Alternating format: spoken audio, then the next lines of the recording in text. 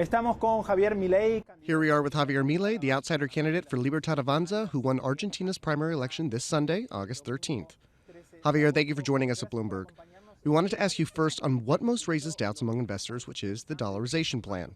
How fast do you think it can be implemented? How is it going to work in practice? And how will you get the Congress approval? I think there's a previous discussion about dollarization. Actually, strictly speaking, is to get rid of the central bank. The dollarization is an instrumental issue at the end of the day. There are four argumentative axes. One has to do with a moral issue, which is that stealing is wrong. And seigniorage is nothing more or less than a swindle by politicians against good people. Therefore, let's say, if we consider that stealing is wrong, one of the greatest thieves in the history of mankind is the central bank. The second point has to do with a technical issue, because in the Argentine case, it is more evident when a product has no demand, its price is zero. So if the local currency has no demand and its price should be zero, the equilibrium real balances are zero. Whatever amount of money a central bank wishes to impose, the counterpoint is that the price level is infinite. Demand and its price should be zero. Equilibrium real balances are zero. Whatever amount of money a central bank wants to impose, the flip side is that the price level has infinity. So, in other words, it is a naturally inflationary economy. Then there are instrumental issues related with the different models of dollarization. There is probably the most iconic proposal, which is the proposal of Emilio Ocampo and Nicholas Kaczynowski, and we have different versions to dollarize. So it's not a technical problem. There's also a political dimension that has to do with the fact that Argentine politicians, by means of seigniorage, steal 5 points of the GDP from the Argentine people. Probably that's the greatest resistance of those thieves who want to keep stealing from the good Argentines. That is the general framework. Then there are issues which can be discussed in terms of the implementation and how much time it would take. See how Ecuador did it in a compulsive manner. It was attempted to be done in 3 months. It was not possible. Then they tried to do it in 6 months. It was not possible either. Finally, it was done in 9 months because there is an operational issue regarding the exchange of bills. The largest bill in Argentina buys less than $3, and in the case of El Salvador, people were free to exchange colones for dollars. This process ended up taking 24 months. Our plan is based on an intermediate option in which basically people will do it as in Salvador. But then, when 2/3 of the monetary base is converted, it will be automatically dollarized. Therefore, the time will be determined by the people. It will be the time it takes to convert 2/3 of the base, and after that, basically it'll be dollarized. So you win, you take office on December 10th, you present a bill to the Congress to dollarize, or well, this plan of competitive currencies. How will you finance the withdrawal of those 2/3 of the monetary base? Let's see. To withdraw to finance, you have to redeem the central bank's balance sheet. It's $40 billion, $10 billion for the monetary base, and $30 billion for LELIQs. Then you have reserves, let's say gold reserves, the SEDESA fund, the Basel fund, and the SDRs, which are around $10 billion. So to withdraw it, you don't have a problem. And to withdraw the LELIQs, you have government securities for the equivalent of $120 billion or $110 billion. So by trading 1/3, you would be able to redeem the LELIQs without any trouble. Then you have some sophisticated tools to make that rescue. But the truth is that even in the most basic case, where you exchange those securities for new ones under New York law, the day you dollarize, the economy eliminates the currency risk. It also becomes a credible stabilization program.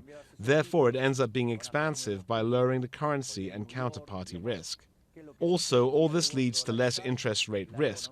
Therefore, those government securities are going to have a huge rally, and you're going to get a huge capital gain. So it is a phenomenal business that very few will want to miss. Suppose that it happens as in El Salvador. It will take us 9 months. In 9 months, you had a return that could range between 100% and 200% per year. What would you do if the Congress says no? I will plebiscite it. And move forward? No, I'll leave it to the will of the people so that the Congress can explain them why it does not want them to choose which currency to have. And what would you do with the central bank? Would you eliminate it? At one point you made the joke you were going to set it on fire. Well, I'm talking about the layout, what needs to be done with that building. It's a figure, it's a metaphor. I'm referring to the fact that it no longer exists. Regarding the transition, until we manage to transform the banking system into a free banking system, the function of regulating the banks will have to be fulfilled. The financial entity will continue to operate until a free banking system is in place. And continuing with that idea, if you become president in 6, 10 months, 1 year, all the bills in circulation in Argentina would be dollars? All dollars, yes. So what would you do about the bonds? Because you were saying, well, those bonds are going to skyrocket in price. That ensures that there is no failure. Well, it actually improves your credit risk because now you're going to have much lower interest rates. Also, since there will be an expansion, fiscal numbers improve. We're promoting a reform that has as a counterpart a strong reduction in public spending and a strong improvement in fiscal numbers. Think that with a 5% adjustment, you would have zero financial deficit, which would ensure the repayment of the debt, the sustainability of the debt, and we're thinking of making an adjustment of 13 points of the GDP. Therefore, we would be in a position, in addition to being solvent, to pay the debt. Today, the bonds are 27 cents, some of them 30 cents lower.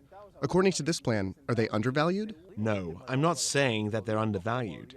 With governments with people either with political leaders like those of Unión por la Patria, or from Frente de Todos, or from the Kirchnerists, or people from Juntos por el Cambio, let's say, I do not know if they're poorly valuated. It is clear to me that they are very cheap, and if we win, we want to make a serious fiscal adjustment. Let me ask you about the crime problem, because it is a very important issue in the campaign in Argentina, but also in some other Latin American countries. What is your plan? To begin with, the area of security and defense will be under the supervision of Victoria Villarroel. She's the specialist in these matters. The most important problems in Argentina, either in the economy or in terms of inflation and growth or insecurity, she will have direct influence over two ministries, the Ministry of Internal Security and the Ministry of National Defense.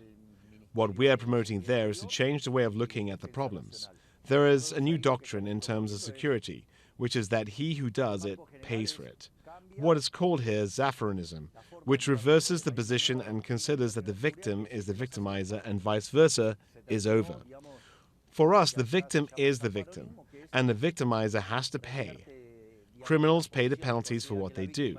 That implies a reform of the internal security system or a reform of the national defense law, the intelligence law, the law that has to do with the penal code, and what has to do with the prison system, in such a way that whoever does it actually pays for it. And in this context, let's say, there is also a re-evaluation of the forces as agents that preserve order in the economy.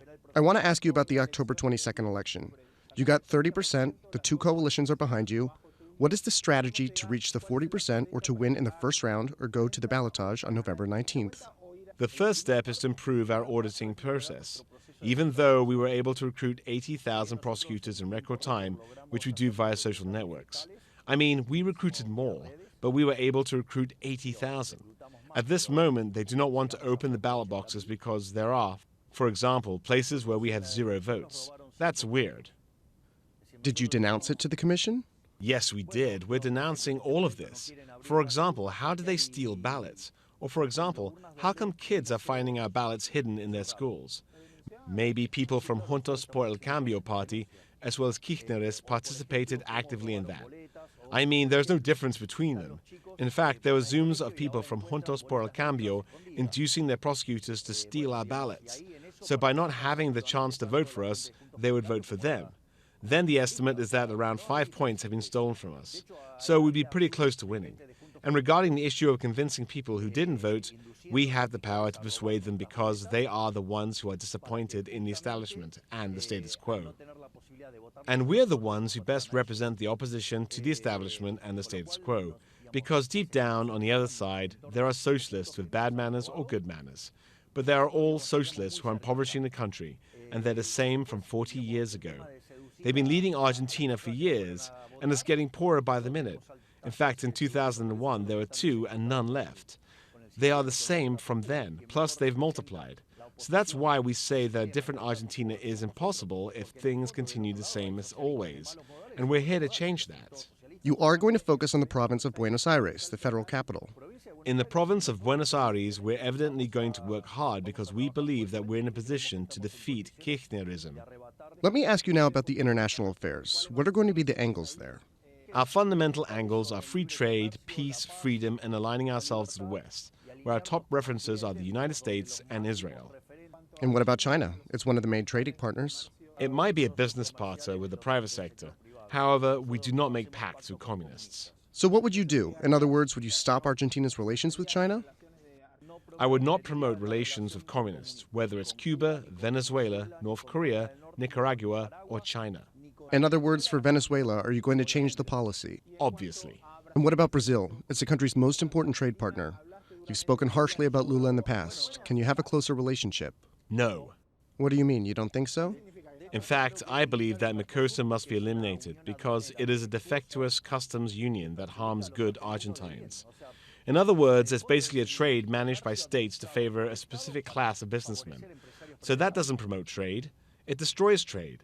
That generates trade diversion. It isn't good. It generates income for friends of the power class. It's truly horrible. But in the world, there are a lot of bilateral and commercial treaties. It's good for the private sector. No, it's good for those who are associated with governments in managing that trade. It's not good for the people. What's good for the people is for trade to be free, and it's not. When the state gets involved, it does harm. In fact, Mercosur works that way in Argentina. It generates a trade diversion. If it generates trade diversion, it generates harm. And who gets the benefits? Politicians who steal and favored businessmen. Then the question is, why do you want there to be a favored businessman and thieves at the expense of good citizens? It's been said that you admire Donald Trump. Is that true? I respect and admire all those who have managed to stand up against international socialism. And regarding the fiscal reform that you plan for the state, you've talked about 13 GDP points. Where are you going to cut, and what are you going to privatize? Our program goal is 15 points. It is a state reform where the public spending is lowered, taxes are lowered, and progress is made in a set of reforms that deregulate the economy. We plan to cut public works, bring it to a private initiative system, the Chilean way. We plan to cut discretionary transfers to zero and to eliminate economic subsidies, thus recalibrating the economic financial equation of the contracts to minimize the impact on prices. That gives you 13 GDP points. But we also want to advance in the privatization of public companies, and that's 1 GDP point. And we want to advance in the elimination of privilege regimes, which is another GDP point. So basically, let's say that's where we plan to chainsaw public spending. And on the other hand, we're also thinking about modernizing the labor market with an unemployment insurance system.